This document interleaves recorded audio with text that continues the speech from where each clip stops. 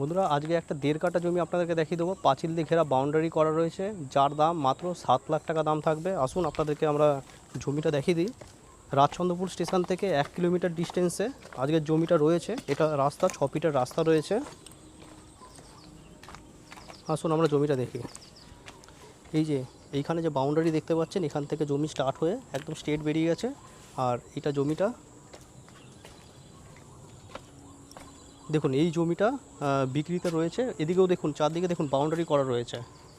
7 লাখ টাকা আস্কিং প্রাইসের মধ্যে এই জমিটা আপনারা পাবেন। আর জমিটা কিন্তু অনেকটা উঁচু জমি। অন্যান্য জমি যেগুলো দেখছি সেগুলো ডাউন জমি, তবে এখানে যে ভদ্রলোকের জমি তারা মালপত্র ফেলেছে, মানে রাবিশ ফাবিশ ফেলে এগুলো উঁচু করেছে।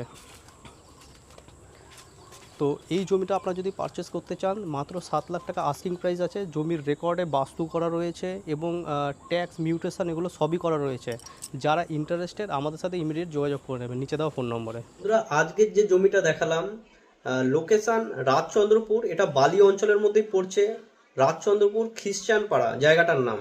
মেন রোড থেকে 1-2 মিনিট ভেতরে 6 ফুটের রাস্তা দেওয়া হয়েছে। 4 চাকা গাড়ি তো যাবে না, ভ্যান রিক্সা এগুলো ঢুকে যায়।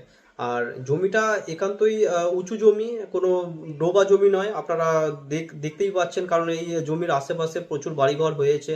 এখান থেকে বেশি দূর নয়, 700 থেকে 800 মিটার ডিস্টেন্স, কিন্তু একটু ভেতর দিকে। এবারে আপনারা ভাববেন যে কিরকম ভেতর, মানে একটু গলি টাইপের আর কি। এটা বহু বছর আগে এখানে ধান চাষ করা হতো। তো রেকর্ডে সেগুলো শালি ছিল, শালি জমি, নর্মাল ব্যাপার, কোনো ব্যাপারই না। তো সেখান থেকে বাস্তুতে কনভার্ট করে দেওয়া হয়েছে।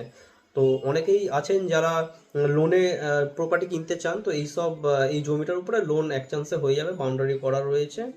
আর যোগাযোগ করে নিন আরও ডিটেলস জানার জন্য বা প্রপার্টিটা দেখার জন্য।